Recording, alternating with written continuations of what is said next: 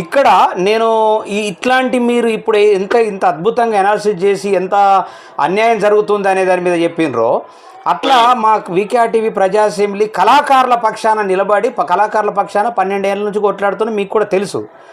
అయితే నేను ప్రశ్నిస్తే కళాకారులకు ఏదైనా ఉపాధి ఉద్యోగం ఇవ్వరాబాయ్ అంటే అందులో ఉన్న కొంత కళాకారులు ఉట్టిగానే రేవంత్ రెడ్డిని కేసీఆర్ను తిడుతున్నాడు అని చెప్పేసి బదనాం కూడా చేసేటటువంటి పరిస్థితి, మన వాళ్ళు కూడా బదనాం చేస్తున్నటువంటి పరిస్థితి కూడా జరుగుతూ ఉంది. ఇక్కడ మన వాళ్ళది కూడా కొంత మిస్టేక్ కూడా ఉన్నదని చెప్పేసి నేను భావిస్తూ ఉన్నాను.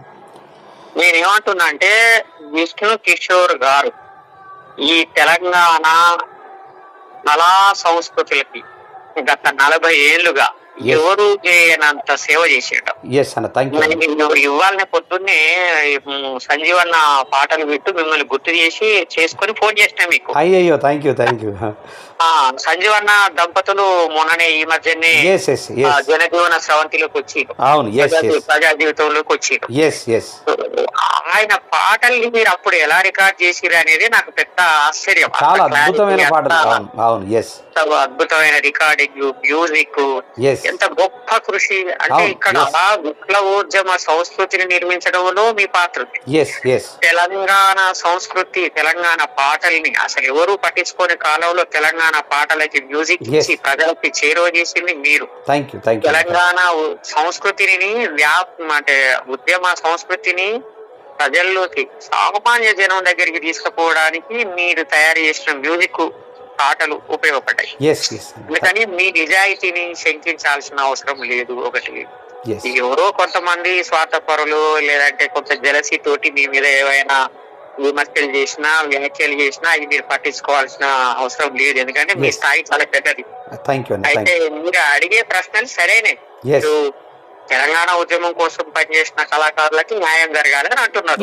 కళాకారులకి ఉద్యోగాలు ఇవ్వండి అంటున్నారు, వాళ్ళకి సౌకర్యాలు కల్పించండి అంటున్నారు. అది తెలంగాణ ఉద్యమకారుల అందరి ఆకాంక్ష. తెలంగాణ ఉద్యమకారులకి న్యాయం చేయండి అంటే ఒక్కొక్కరికి కోటి రూపాయలు ఇవ్వడం ఏంది? అదే విచిత్రం అన్నమాట. అది ఒక్కొక్కరికి 5-6 10 మందికి ₹1,00,00,000 ఇచ్చి వాళ్ళకి బంజారా హిల్స్ లో 300 గజాలు ఇవ్వడం అనేది అది దాన్ని నేను స్వాగతిస్తున్నా. కానీ ₹1,00,00,000 ఎందుకు? అవును, ఆ ₹1,00,00,000 10 మందికి పంచండి, ఇంకా చాలా మందికి మేలు జరుగుతుంది కదా. దానికన్నా ముఖ్యంగా తెలంగాణ వాళ్ళకి, తెలంగాణ కళాకారులకి, తెలంగాణ ఉద్యమకారులకి ఒక హక్కుని ఇవ్వాలని నేను కోరుతున్నాను. ఏంటంటే స్వతంత్ర పోరాటంలో పాల్గొన్న వాళ్ళని స్వతంత్ర సమర యోధులుగా గుర్తించి ఆ వ్యక్తి బతికున్నంత కాలం వాళ్ళకి పెన్షన్ ఇచ్చారు. ఆ వ్యక్తి మరణిస్తే వాళ్ళ భార్యకి పెన్షన్ ఇచ్చారు. ఇంకేమైనా బెనిఫిట్స్ ఉంటే భార్య చచ్చిపోతే కూడా వాళ్ళ పిల్లలకి ఇచ్చారు. అట్లాగే తెలంగాణ కోసం పోరాడిన వాళ్ళని కింది నుంచి గుర్తించాలి. 100% గుర్తించాలి. మండలాల స్థాయిలో పనిచేసిన వాళ్ళ లిస్టు ఇంటెలిజెన్స్ డిపార్ట్మెంట్ దగ్గర ఉంది. రాష్ట్ర జిల్లాల స్థాయిలో పనిచేసిన వాళ్ళ లిస్టు ఇంటెలిజెన్స్ డిపార్ట్మెంట్ దగ్గర ఉంది. రాష్ట్ర స్థాయిలో పనిచేసిన వాళ్ళది కూడా ఉంది. బట్ ఆ లిస్టుని ముందట పెట్టుకొని మీరే పలానాలు పనిచేసారు అని వాళ్ళని గుర్తించి వాళ్ళకి ప్రతి నెల ఆ రోజుల్లో స్వతంత్ర సమర యోధులకి నెలకి ఎట్లాగైతే 30,000, 20,000, 50,000 ఇచ్చిరు, అదే విధంగా మీరు కూడా ఒక 30,000, 40,000 ఒక కటాపు డేట్ పెట్టుకొని ఇవ్వండి. అవును, తప్పకుండా. మీరు ఉద్యోగం ఇస్తే సంతోషం, ఆ కోటా కింద ఉపాధి ఇవ్వండి. లేకపోతే నెలకి పెన్షన్ ఇవ్వండి. పెన్షన్ ఇవ్వండి. స్వతంత్ర సమర యోధులకి ఇచ్చినట్టుగానే తెలంగాణ ఉద్యమకారులకి పెన్షన్ ఇవ్వండి. అది వాళ్ళ హక్కు, అది గౌరవం, వాళ్ళని గౌరవించినట్టు. మీరు పోరాడితే మీకు అధికారం వచ్చింది అంతే. ఇక్కడ ఒళ్ళు కాల్చుకొని చచ్చిపోతే మీకు అధికారం వచ్చింది, రాష్ట్రం ఏర్పడ్డది. ప్రజలు వంట వార్పు చేస్తే ఇంటి పనులు వదిలేసుకొని రోడ్ల మీదకి వచ్చి దెబ్బలు తింటే తెలంగాణ వచ్చింది. కాబట్టి ఆ తెలంగాణ ఉద్యమ చైతన్యాన్ని రగిలించి దానికోసం పనిచేసిన వాళ్ళని గుర్తించి గౌరవించడం అనేది ఈ ప్రభుత్వం యొక్క కనీస బాధ్యత, ధర్మం. కాబట్టి మీరు ఏదో 4-5 10 మంది ₹1,00,00,000 ఇచ్చి మేము ఏదో చేసినాం అని అంటే అది సరైనది కాదు. అంటే ఇప్పుడు వాళ్ళకి ఇచ్చినది తప్పు అని అనట్లేదు నేను. వాళ్ళకి అర్హత ఉంది తీసుకోవడానికి. కానీ ₹1,00,00,000 ఎందుకండి? అది ఖజాధనం. అది అది నాన్ సెన్స్. మీరు రైతు బంధు ఇస్తున్నారు, రైతులు వ్యవసాయం చేస్తున్నారని సంతోషం. అవును. మరి తెలంగాణ తెచ్చినోనికి ఇయ్యరా మీరు? రైతు బంధు ఇచ్చినట్టుగా తెలంగాణ తెచ్చిన పోరాడిన వాళ్ళకి పెన్షన్ ఎందుకు ఇయ్యరు? తర్వాత ఏమన్నా రైతు బంధు ఇవ్వండి ఎవరికి, అది పండిస్తున్నటువంటి పంటలు పండిస్తున్నటువంటి వాటికి ఇవ్వాలి, కానీ పోడు భూములకి ఇస్తున్నారు. ఎంత దురదృష్టం అంటే, పోడు భూములకి ఇచ్చినా సరే నేనేమంటున్నా అంటే ఎకరం ఉన్నోనికి 2 ఎకరాలు ఉన్నోనికి, 5 ఎకరాలు ఉన్నోనికి, 50 ఎకరాలు ఉన్నోడికి ఎందుకండి? 100 ఎకరాలు ఉన్నోడికి చెప్పి ఇంటికి పంపించడం ఎందుకు? అవును, దారుణం అది. అది కేసీఆర్ గారు కొన్ని వర్గాల్ని గ్రామాల్లో సంతృప్తి పరిచి తనకి ఓటు బ్యాంక్ గా మార్చుకోవడానికి, తన పట్ల వ్యతిరేకంగా అసంతృప్తితో ఉన్న మున్నూరు కాపు సామాజిక వర్గానికి సంతృప్తి కలిగించడానికి తీసుకొచ్చిన స్కీమ్. అది దానివల్ల ఎస్సీ ఎస్టీ బీసీలకి పేద ప్రజలకి ఉపయోగం లేదు. నేను ఏమంటున్నా అంటే అర్హులైన 4-5 ఎకరాల లోపున్న రైతులకు మాత్రమే రైతు బంధు ఇవ్వాలి, మిగతా వాళ్ళందరికి బంధు పెట్టాలి. అసలు సరి అయిన లాభాలు వ్యవసాయంలో వచ్చేటట్టు చేస్తే సరిపోయా. మీ రైతు బంధు ఎవరికి కావాలండి? 100%. పండిన పంటకి గిట్టుబాటు ధరతో పాటు లాభదాయకమైన ధరలు ఇస్తే మనము రైతుకి నష్టం ఎందుకు వస్తుంది? అవును. ప్రపంచ అగ్రికల్చర్ మార్కెట్ ని మన ఇండియన్ అగ్రికల్చర్ మార్కెట్ తో అనుసంధానం చేయాలి, అప్పుడు రైతులు కోటీశ్వరులు అవుతారని నమ్మించారు.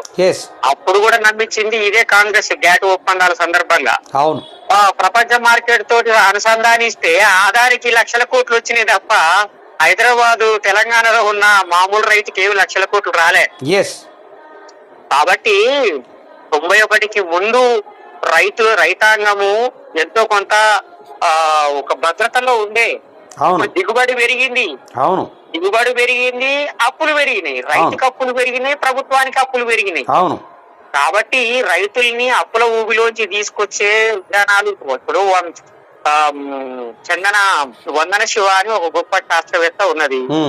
ఆమె అనేది ఏంటంటే వ్యవసాయ రంగంలో వచ్చే ఈ అన్ని సంక్షోభాలకి కారణము మార్కెట్. కొన్ని విత్తనాలు అమ్మే కంపెనీలు, తర్వాత రసాయన ఎరువుల్ని అమ్మే కంపెనీలు ఈ మోనోపాలి చేసుకొని రైతులని బలహీనులను చేసినాయి. కాబట్టి వ్యవసాయ రంగంలో తలెత్తుతున్న ఈ సంక్షోభాలు అక్కడితోటే ఆగవు. అది ఆహార సంక్షోభానికి దారితీస్తుంది. సరైన తిండి దొరక్క, తిన్న తిండిలో నాణ్యత లేక, కల్తీ తిండి తిని చిన్న పిల్లలకి 20 ఏళ్ల వయసు కూడా లేని పిల్లలకి అనారోగ్యం వస్తుంది, హార్ట్ అటాక్ వస్తున్నది. కారణం ఏంటి? మనం తినే తిండి. మనం తినే తిండిని నాశనం చేసి పండించే విత్తనాలని మన చేతిలో లేకుండా చేసి విత్తనాల కోసం రైతు కాపు ముందు నిలబడ్డాడు. ఇప్పుడు మనం పుట్టిన కాలంలో విత్తనాలు భూమిలలో దాచిపెట్టి వానకాలం రాగానే తీసి అలికి వేసేదన్న. అప్పుడు ఏ దుకాణం కూడా అమ్మలే, ఏ దుకాణం దగ్గరికి పోలేదు. మనమే సమకూర్చుకుంటుంటే పక్కన వాళ్ళ దగ్గరికి పోయి మన దగ్గర లేకపోతే కుంచెడు ఒడ్లు తెచ్చుకుంటే పండిన తర్వాత ఇంకొంత 4 కుంచెలు ఇచ్చేది. 100%. అది కదా అసలు విత్తనాల ప్రిజర్వ్ చేసుకునే పద్ధతి, భద్రపరిచే పద్ధతి. ఆ సిస్టమ్ ని దెబ్బకొట్టి పరిశోధనల పేరు మీద ప్రైవేట్ కంపెనీలకి విత్తనాలు తయారు చేసే హక్కులు ఇచ్చి అవి అమ్ముకునే అధికారాన్ని ఇచ్చి అవి మార్కెట్లోకి తీసుకొచ్చి రైతుల్ని ఆ నకిలీ విత్తనాలు అమ్మించి దివాళా చేయడానికి కారణమైంది వీళ్ళే. ఆ విత్తనాల్లో ఇన్బిల్ట్ గా వైరస్ ని నిర్మాణం చేసి రైతులకు అమ్మించింది మార్కెటే. ఆ వైరస్ ని అరికట్టడానికి మళ్ళా ఈ పెస్టిసైడ్స్ ని తయారు చేసింది వాళ్ళే. విత్తనాల్లో నాణ్యత రావాలి, బలం రావాలి, దిగుబడి రావాలని అంటే ఫర్టిలైజర్స్ వాడాలని చెప్పి ఎరువులని అమ్మింది వాళ్ళే. అసలు రైతు కోసం బతుకుతున్నాడా, మార్కెట్ కోసం బతుకుతున్నాడా? అవును, దారుణంగా వాస్తవానికి. కానీ రైతుని నాశనం చేసి రైతుకి మేము 5,000 ఇస్తాం, 6,000 ఇస్తాం అని అంటే అది ఏం లాభం లేదు, అది నాన్ సెన్స్ అది. అవును. అందుకని ఇలాంటి సమస్యలన్నీ ఉన్నాయి. వీటన్నిటి మీద మేము అవగాహన కల్పించడానికి, ప్రజల్ని చైతన్యం చేసి కూడగట్టడానికి వీసీకే పార్టీ తరఫున ప్రయత్నం చేస్తున్నామన్నా. తప్పకుండా చేయాలి.